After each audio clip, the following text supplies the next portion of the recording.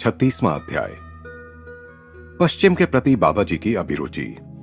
गुरुदेव, क्या आपको कभी बाबा जी के दर्शन हुए हैं?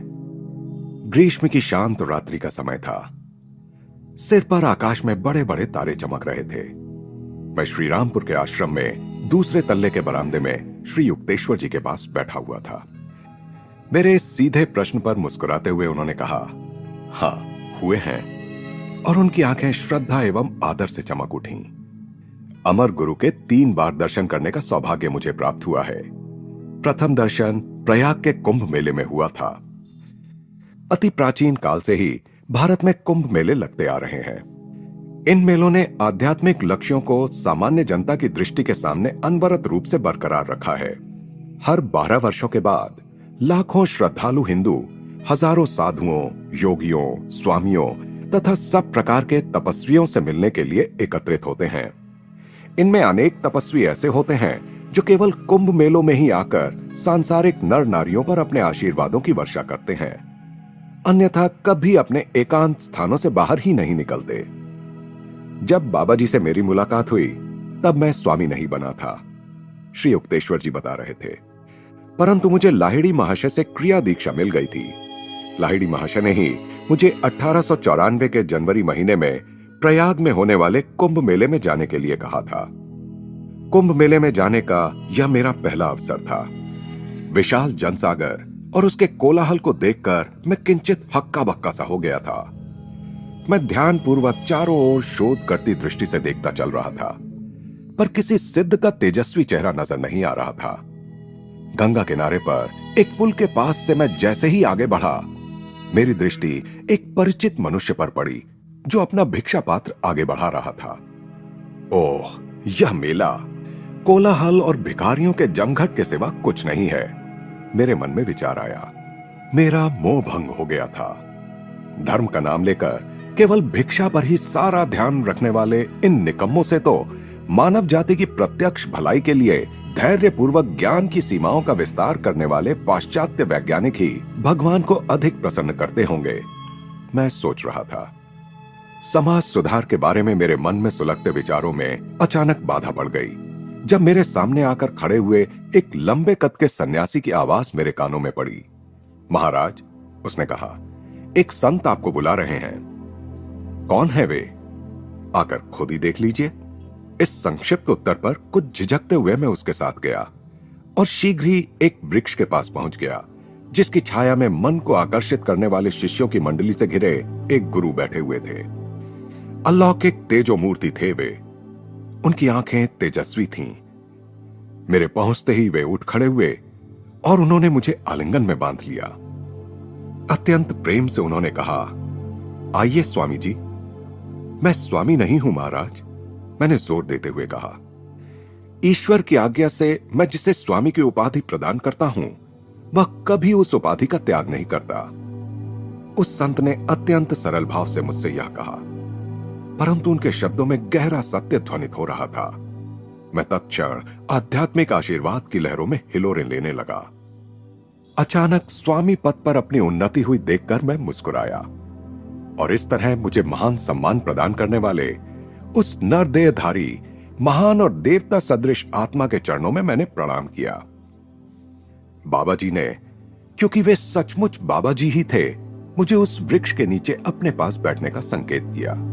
वे मजबूत कदकाठी के और युवा थे और दिखने में लाहिड़ी महाशय जैसे थे, लेकिन फिर भी इस समानता ने मेरे दिमाग के किसी तार को नहीं छेड़ा, जबकि मैं इन 2 महागुरुओं के चेहरों में असाधारण साम्य के बारे में प्रायः सुना करता था।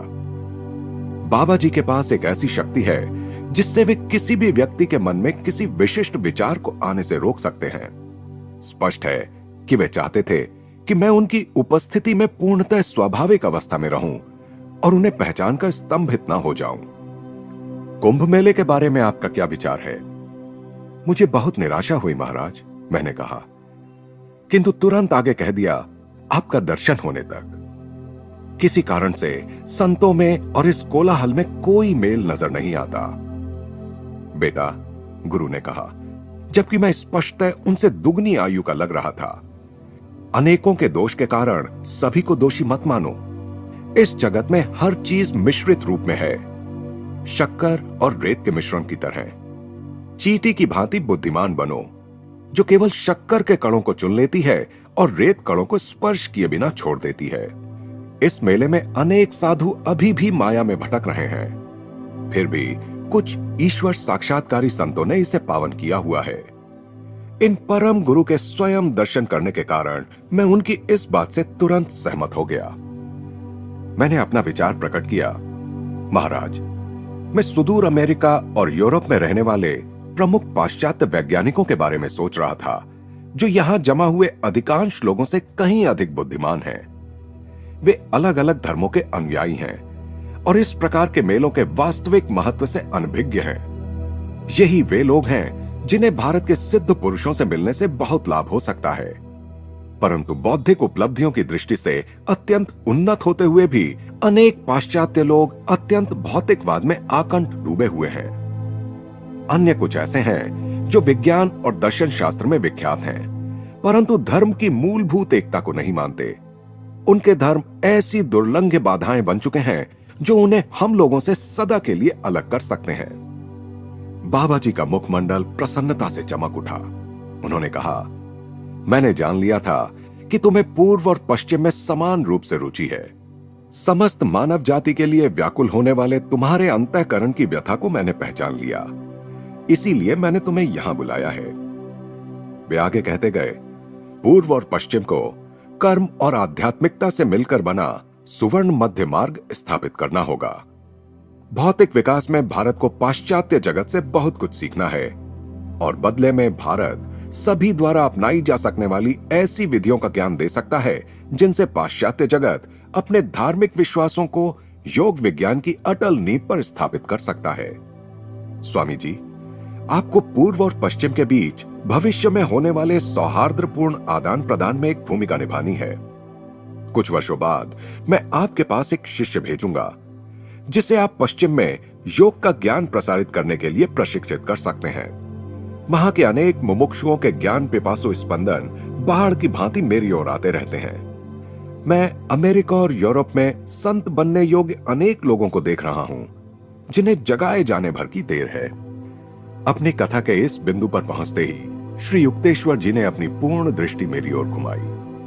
मेरे पुत्र, चांद के उज्जवल प्रकाश में मुस्कुराते हुए उन्होंने कहा, तुम ही वह शिष्य हो जिसे मेरे पास भेजने का वचन बाबा जी ने कई वर्ष पहले दिया था। यह जानकर मुझे अत्यंत हर्ष हुआ कि स्वयं बाबा जी ने मेरे कदम श्री युक्तेश्वर जी की ओर मोड़ दिए थे। फिर भी अपने प्रिय गुरु से और आश्रम की सादगी युक्त शांति से दूर पाश्चात्य जगत में अपने होने की कल्पना करना मेरे लिए कठिन था। श्री युक्तेश्वर जी ने अपनी बात जारी रखी। फिर बाबा जी भगवत गीता के बारे में बोलने लगे। मेरे आश्चर्य का ठिकाना नहीं रहा जब प्रशंसा के कुछ शब्दों से उन्होंने स्पष्ट संकेत दे दिया कि उन्हें इस बात का ज्ञान था कि मैंने गीता के कुछ अध्यायों पर टीका लिखी थी। मेरी आपसे विनती है स्वामी जी कि आप और एक काम को हाथ में ले लें। परम गुरु ने कहा, क्या आप हिंदू और ईसाई धर्म ग्रंथों में निहित एकता पर एक छोटी सी पुस्तक नहीं लिखेंगे? मनुष्यों के धार्मिक मतभेदों के कारण उनकी मूल एकता पर किसी का ध्यान नहीं जा रहा है। समानार्थी उद्धरणों को प्रस्तुत कर यह दिखा दीजिए कि ईश्वर के सभी ज्ञानी पुत्रों ने एक ही सत्य का उपदेश दिया है। मैंने झिझकते हुए कहा, महाराज, आपने यह कैसा आदेश दे दिया? क्या मैं इसे पूर्ण कर सकूंगा? बाबा जी ने मधुर हंसी हंसकर दिलासा देते हुए कहा, बेटा, यह संदेह क्यों? सचमुच यह सब किसका कार्य है और कौन सब कार्यों का करता है? प्रभु ने जो भी मेरे मुंह से कहलवाया है उसका सत्य बनकर साकार होना अवश्यम भावी है। मुझे ऐसा प्रतीत हुआ कि उन संत महाराज के आशीर्वाद से मुझ में वह काम करने का सामर्थ्य आ गया था। अतः मैं पुस्तक लिखने के लिए सहमत हो गया। विदा होने का समय आ गया। यह जानकर मैं अनिच्छा पूर्वक अपने पर्णासन से उठा। तुम लाहिड़ी को जानते हो? संत ने पूछा।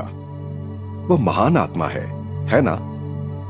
उसे हमारी इस भेंट के बारे में बता देना। फिर उन्होंने मुझे लाहिड़ी महाशय के लिए एक संदेश दिया। विदा लेने के लिए जब मैंने उनके चरणों में भक्तिभाव से प्रणाम किया तो वे कृपा पूर्वक मुस्कुराए। जब तुम्हारी पुस्तक पूरी हो जाएगी तब मैं तुमसे पुनः मिलने आऊंगा, उन्होंने वचन दिया। अब हम चलते हैं। दूसरे दिन मैं प्रयाग छोड़कर काशी जाने के लिए रेलगाड़ी पर सवार हो गया। अपने गुरु के घर पहुंचकर मैंने कुंभ मेले में अद्भुत संत से हुई अपनी भेंट की सारी कहानी सुना दी। ओह, तुमने उन्हें पहचाना नहीं? लाहिड़ी महाशय की आंखों में हंसी नाच रही थी। मैं देख रहा हूं कि तुम उन्हें नहीं पहचान सके, क्योंकि उन्होंने तुम्हें उन्हें पहचानने से रोक दिया था। वे ही मेरे अद्वितीय अलौकिक गुरु हैं, बाबा जी। बाबा जी, मैंने श्रद्धा और विस्मय से विभोर होकर कहा। योगी अवतार बाबा जी, दृश्य अदृश्य तारणहार बाबा जी। काश यदि मैं अतीत को फिर सामने ला सकता और केवल उनके चरण कमलों में अपनी भक्ति अर्पित करने के लिए फिर एक बार उनकी उपस्थिति में हाजिर हो सकता। कोई बात नहीं, लाहिड़ी महाशय ने सांत्वना भरे स्वर में कहा। उन्होंने तुम्हें फिर से दर्शन देने का वचन दिया है। गुरुदेव, परम गुरु ने मुझे आपको एक संदेश देने के लिए कहा है। उन्होंने कहा था, लाहिड़ी को बताना कि इस जीवन के लिए रखी गई शक्ति बहुत कम बच गई है, लगभग समाप्त हो चुकी है। मेरे मुंह से इन गूढ़ शब्दों के निकलते ही लाहिड़ी महाशय की देह अचानक ऐसे कांप गई जैसे उन्हें बिजली छू गई हो। पल भर में वे निस्तब्ध हो गए। उनका सदा मुस्कुराता चेहरा अत्यंत कठोर हो गया। काठ की मूर्ति की भांति गंभीर और निश्चल बनकर वे अपने आसन पर बैठे रहे। उनके शरीर का रंग बिल्कुल उड़ गया। मैं भयभीत और चकित हो गया। अपने सारे जीवन में मैंने कभी भी उस आनंद मूर्ति को इस प्रकार गंभीर होते नहीं देखा था। वहां उपस्थित अन्य शिष्य भी व्याकुल होकर उनकी ओर देखने लगे। उसी निस्तब्धता में 3 घंटे बीत गए। फिर लाहिड़ी महाशय की स्वाभाविक प्रफुल्लता लौट आई और उन्होंने वहां उपस्थित प्रत्येक शिष्य के साथ अत्यंत स्नेह के साथ बातचीत की। सभी ने चैन की सांस ली। अपने गुरुदेव की उस प्रतिक्रिया से मैं जान गया कि बाबा जी का संदेश एक ऐसा निश्चित संकेत था जिससे लाहिड़ी महाशय यह समझ गए कि उन्हें जल्दी ही देह त्याग करना होगा।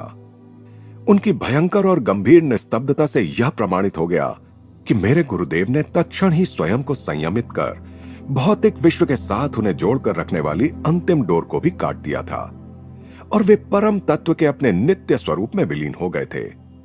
बाबा जी का संदेश उनका यह कहने का तरीका था, मैं सदा तुम्हारे साथ रहूंगा। बाबा जी और लाहिड़ी महाशय दोनों ही सर्वज्ञ थे और उन्हें एक दूसरे को संदेश भेजने के लिए मेरी या अन्य किसी मध्यस्थ की कोई आवश्यकता नहीं थी। फिर भी महान आत्माएं प्रायः मानवीय नाटक में भाग लेने की कृपा करती हैं। यदा कदा वे साधारण तरीके से किसी संदेश वाहक के माध्यम से अपनी भविष्यवाणियां संप्रेषित कर देते हैं ताकि उन भविष्यवाणियों के साकार होने पर उनके बारे में बाद में जानकारी पाने वालों में ईश्वर के प्रति अधिक श्रद्धा जागृत हो सके। जल्दी ही मैं काशी से चल पड़ा और श्रीरामपुर में बाबा जी द्वारा बताए गए शास्त्रों के लेखन कार्य में जुट गया। श्री युक्तेश्वर जी आगे कहते गए, मैंने काम शुरू ही किया था कि मुझे मृत्युंजय परम गुरु बाबा जी पर एक स्तोत्र रचने की प्रेरणा हुई। यद्यपि मैंने उससे पहले कभी संस्कृत में काव्य लिखने का कोई प्रयत्न नहीं किया था, पर मेरी लेखनी से अनायास ही ललित पंक्तियों का प्रवाह बहने लगा। रात के शांत समय मैं सनातन धर्म के शास्त्रों और बाइबल का तुलनात्मक अध्ययन कर अपना काम करता रहता। प्रभु यीशु के शब्दों को उद्धृत कर मैं यह दिखाता जाता कि उनके उपदेशों में और वेद वाक्यों में वस्तुतः कोई अंतर नहीं था। मेरे परम गुरु की कृपा से मेरी पुस्तक द होली साइंस अल्प समय में ही पूरी हो गई। गुरुदेव बोलते जा रहे थे।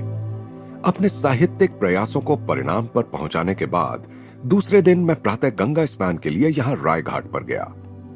उस समय घाट बिल्कुल सुनसान था। थोड़ी देर वहां खड़ा रहकर मैं धूप में उस शांति का आनंद लेता रहा। फिर निर्मल जल में डुबकी लगाने के बाद मैं घर वापस जाने के लिए चल पड़ा। उस नीरवता में जो एकमात्र ध्वनि सुनाई दे रही थी वह थी मेरे हर पग के साथ मेरे भीगे वस्त्रों की छप छप करती आवाज। जैसे ही मैं नदी किनारे खड़े विशाल वट वृक्ष के पास से आगे बढ़ा, मेरे मन में पीछे मुड़कर देखने की प्रबल प्रेरणा हुई। वहां वट वृक्ष की छाया में कुछ शिष्यों से घिरे बैठे थे महान बाबा जी। नमस्कार स्वामी जी, परम गुरु की मधुर आवाज गूंज उठी और मुझे विश्वास हो गया कि मैं स्वप्न नहीं देख रहा हूं। मैं देख रहा हूं कि आपने सफलतापूर्वक अपनी पुस्तक पूरी कर ली है। अपने वचन के अनुसार मैं आपका धन्यवाद करने आया हूं।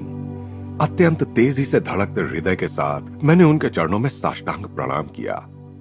अत्यंत विनय के साथ उनकी याचना करते हुए मैंने कहा, परम गुरुवर, मेरा घर पास में ही है। क्या आप अपने शिष्यों के साथ आकर मेरे घर को पावन नहीं करेंगे? परम गुरु ने मुस्कुराते हुए अस्वीकार कर दिया। उन्होंने कहा, नहीं बेटा, हम वे लोग हैं जिन्हें वृक्षों की छाया ही रास आती है। यहां हमें पूरा आराम है। तब यहीं पर थोड़ी देर ठहर जाइए परम गुरु महाराज। अभ्यर्थना करती दृष्टि से मैंने उनकी ओर देखा। मैं तुरंत कुछ मिठाइयां लेकर आपकी सेवा में उपस्थित होता हूं। जब कुछ ही मिनटों में मिठाइयों का थाल लेकर मैं वहां लौटा तो उस विशाल वट वृक्ष के नीचे उस दिव्य मंडली का कहीं कोई पता नहीं था। मैंने घाट के चारों ओर खोजा, पर अपने मन में मैं जान चुका था कि वे लोग हवा के पंखों पर उड़ चुके थे। मेरे मन को गहरा आघात लगा। मैंने मन ही मन निश्चय किया, फिर कभी बाबा जी के साथ मेरी भेंट हो भी गई तो मैं उनसे बात नहीं करूंगा। उन्होंने अचानक इस तरह प्रस्थान कर भारी निष्ठुरता दिखाई है, पर यह गुस्सा केवल प्रेम का था और कुछ नहीं। कुछ महीनों बाद मैं काशी में लाहिड़ी महाशय के दर्शनों के लिए गया। जब मैंने उनके बैठक खाने में प्रवेश किया तो लाहिड़ी महाशय मुस्कुराए। आओ युक्तेश्वर, उन्होंने कहा, अभी अभी मेरे कमरे के द्वार के पास बाबा जी से तुम्हारी भेंट हुई? नहीं, क्यों? मैंने आश्चर्य के साथ कहा। इधर आओ। लाहिड़ी महाशय ने अपना हाथ मेरे माथे पर रखा और उसी क्षण दरवाजे के पास पूर्ण कमल की तरह खिले बाबा जी मुझे दिखाई दिए। मुझे अपना पुराना दुख याद आया, अतः मैंने उन्हें प्रणाम नहीं किया। लाहिड़ी महाशय चकित होकर मेरी ओर देखने लगे। ईश्वर तुल्य बाबा जी अपने अथाह नेत्रों से मुझे निहार रहे थे। तुम मुझसे नाराज हो? क्यों ना हो महाराज, मैंने कहा। हवा में से आप अपनी जादुई मंडली के साथ अवतीर्ण हुए और हवा में ही आप अंतर्धान हो गए। मैंने तुमसे कहा था कि मैं तुमसे मिलने आऊंगा। कितने समय तक वहां रहूंगा यह नहीं कहा था। बाबा जी ने सौम्य हंसी के साथ कहा, तुम बहुत उत्तेजित हो उठे थे। मैं तुम्हें विश्वास दिलाता हूं कि तुम्हारी चंचलता की आंधी ने ही मुझे विलुप्त कर दिया। इस सत्यनिष्ठ स्पष्टीकरण से मैं तुरंत संतुष्ट हो गया। मैंने उनके चरणों पर मस्तक रखा। परम गुरु ने स्नेह के साथ मेरा कंधा थपथपाया। अधिक ध्यान करो बेटा, उन्होंने कहा। तुम्हारी दृष्टि अभी निर्मल नहीं हुई है। मैं सूर्य प्रकाश के पीछे छिपा था और तुम मुझे देख नहीं पाए। स्वर्गीय बांसुरी के समान मधुर आवाज में ये शब्द कहते ही बाबा जी गुप्त तेज में अंतर्धान हो गए। अपना कथन समाप्त करते हुए श्री युक्तेश्वर जी ने कहा, गुरु दर्शन के लिए वह मेरी अंतिम काशी यात्रा थी। कुंभ मेले में बाबा जी द्वारा की गई भविष्यवाणी के अनुरूप लाहिड़ी महाशय के गृहस्थ योगी अवतार का अंत निकट आ रहा था। 1895 के ग्रीष्म काल में उनके मजबूत शरीर की पीठ पर एक छोटा सा फोड़ा निकल आया। उन्होंने उसे चीरा नहीं देने दिया, क्योंकि वे अपने कुछ शिष्यों के बुरे कर्मों को अपने शरीर पर लेकर उनका भोग पूरा कर रहे थे। अंततः जब कुछ शिष्य बहुत ही आग्रह करने लगे, तब गुरुदेव ने रहस्यमय शब्दों में कहा, शरीर को जाने के लिए निमित्त चाहिए। तुम लोग जो कुछ करना चाहते हो उसके लिए मैं तैयार हूं। इसके थोड़े ही दिन बाद अद्वितीय गुरु ने बनारस में देह त्याग कर दिया। अब उनके दर्शनों के लिए उनके बैठक खाने में जाने की कोई आवश्यकता नहीं रही। मेरे जीवन का प्रत्येक दिन उनके सर्वव्यापी मार्गदर्शन से धन्य हो रहा है। कई वर्षों बाद मुझे लाहिड़ी महाशय के एक उन्नत शिष्य स्वामी केशवानंद जी से उनके देह त्याग के विषय में अनेक आश्चर्यजनक विवरण सुनने को मिले। केशवानंद जी ने बताया, शरीर छोड़ने के कुछ ही दिन पहले मेरे गुरुदेव मेरे सामने एक दिन उस समय अचानक प्रकट हो गए जब मैं हरिद्वार के अपने आश्रम में ध्यान कर रहा था। तुरंत बनारस आ जाओ, इतना कहकर लाहिड़ी महाशय अंतर्धान हो गए। मैंने तुरंत बनारस जाने के लिए गाड़ी पकड़ी। अपने गुरु के घर में अनेक शिष्यों को मैंने एकत्रित हुए देखा। उस दिन कई घंटों तक गुरुदेव ने गीता पर प्रवचन किया और फिर अत्यंत सरल शब्दों में कह दिया, मैं अपने घर लौट रहा हूं। इतना सुनते ही प्रचंड आवेग के साथ हम सबकी सिसकियां फूट पड़ी। शांत हो जाओ, मैं पुनः जी उठूंगा। यह कहकर लाहिड़ी महाशय अपने आसन से उठे, 3 बार अपने स्थान पर ही गोल घूमे, उत्तर दिशा की ओर मुंह करके पद्मासन में बैठ गए और परमानंद में लीन होकर उन्होंने महासमाधि में प्रवेश किया। भक्तों को इतने प्रिय लगने वाले लाहिड़ी महाशय के सुंदर शरीर का पवित्र गंगा तट के मणिकर्णिका घाट पर गृहस्थोचित विधि से दाह संस्कार किया गया। केशवानंद जी बता रहे थे, दूसरे दिन सुबह 10 बजे जब मैं अभी बनारस में ही था तो मेरा कमरा अचानक एक उज्जवल प्रकाश से भर उठा। आश्चर्य! मेरे सामने भौतिक शरीर में लाहिड़ी महाशय खड़े थे। यह शरीर बिल्कुल उनके पुराने शरीर जैसा ही था। अंतर इतना ही था कि यह शरीर अधिक युवा और अधिक तेजस्वी लग रहा था। मेरे दिव्य गुरु ने मुझसे बात भी की। उन्होंने कहा, केशवानंद, यह मैं हूं। अपने भस्म हुए शरीर के विघटित अणुओं से मैंने अपने इस नए शरीर की सृष्टि की है। संसार में मेरा गृहस्थ का कार्य तो पूरा हो चुका है, पर मैं पृथ्वी को पूर्णतः छोड़कर नहीं जा रहा हूं।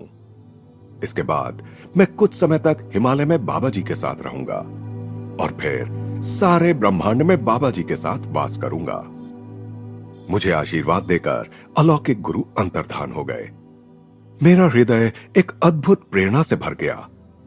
मुझे उसी प्रकार का अत्यंत उच्च आध्यात्मिक अनुभव हुआ जैसे ईसा मसीह और कबीर के शिष्यों को अपने अपने गुरु को शारीरिक मृत्यु के बाद जीवंत रूप में देखकर हुआ था।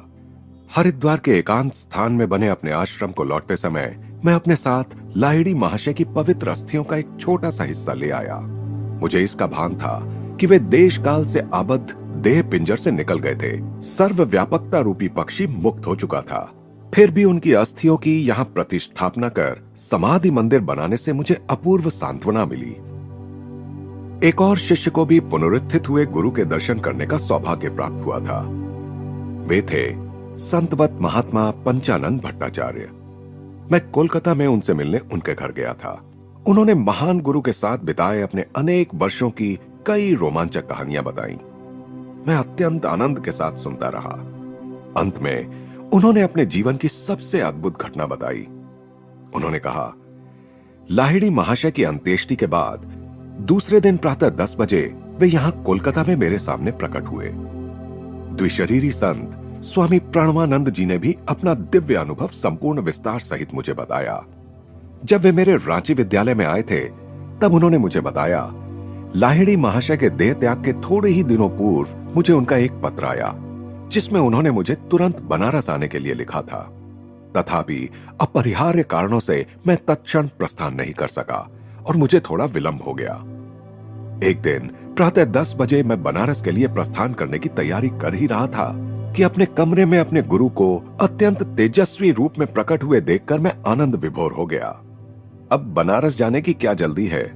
लाहिड़ी महाशय ने मुस्कुराते हुए कहा। अब तुम मुझे वहां कभी नहीं देख पाओगे। जब उनके शब्दों का अर्थ मुझे समझ आया तो यह सोचकर कि मैं उनके दर्शन की केवल अनुभूति कर रहा था, मैं भग्न हृदय से रोने लगा। गुरुदेव सांत्वना देते हुए मेरे पास आए।